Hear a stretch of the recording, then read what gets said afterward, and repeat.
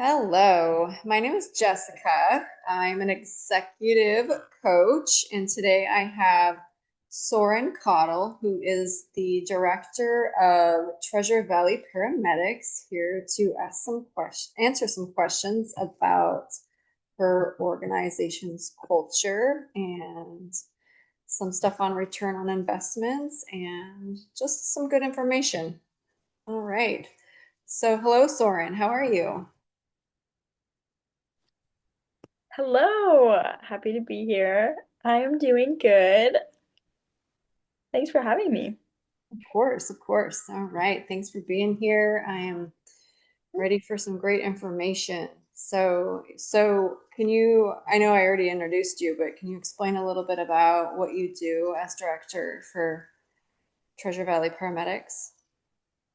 Yes, as the owner of Treasure Valley Paramedics, I oversee all of the employees, our office staff, and the operations chief. We run a 911 ambulance company, respond to all of Malheur County, and we also do interfacility transfers.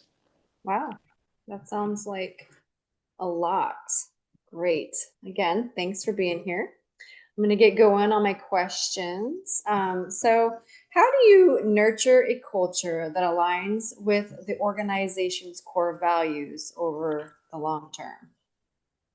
That is a wonderful question. As an EMS agency owner, I nurture our culture by modeling the core values daily. Our core values are compassion, integrity, and accountability. I ensure these values are embedded in our hiring process, training, programs, performance evaluations, and even informal feedback, where we reinforce them through storytelling, sharing real examples of staff going above and beyond, and by recognizing behavior that reflects our mission. Longevity in culture alignments comes from consistency and making leadership walk the talk. Wow. Okay. I like that. Actions speak louder than words, right? Yes. Yes. Yes. Sounds like a great place to work. All right.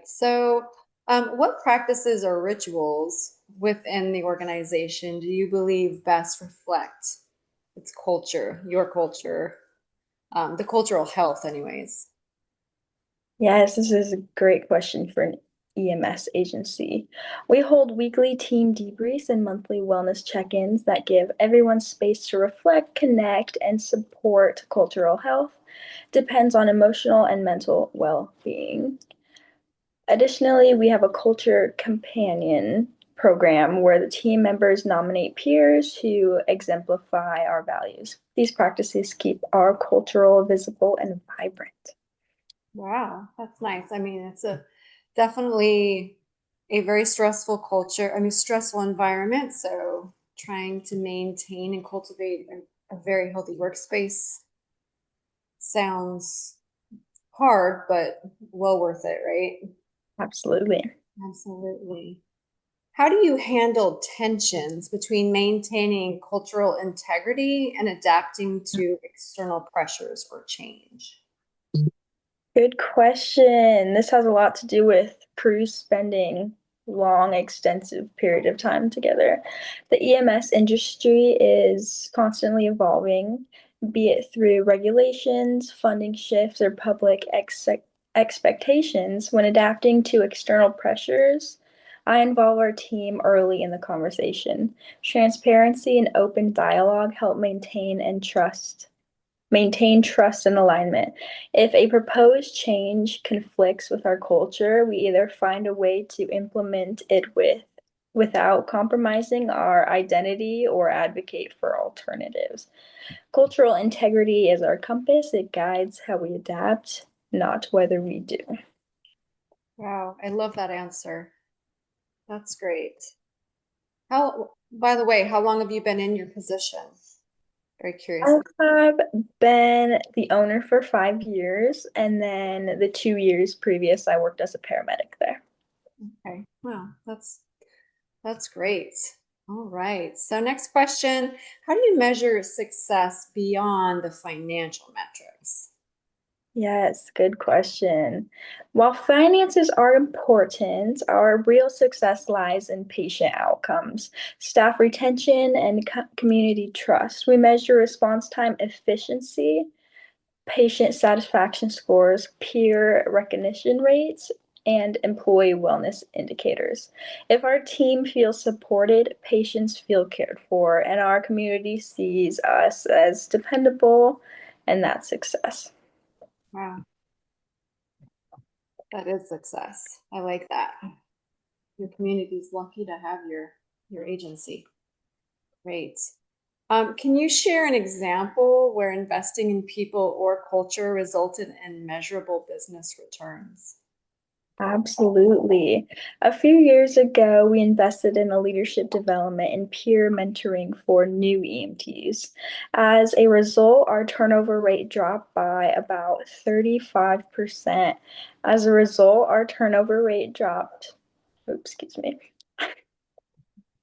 operationally meant fewer missed shifts and lower training costs. But more importantly, patient satisfaction went up due to consistent and well supported crews. Culture pays off.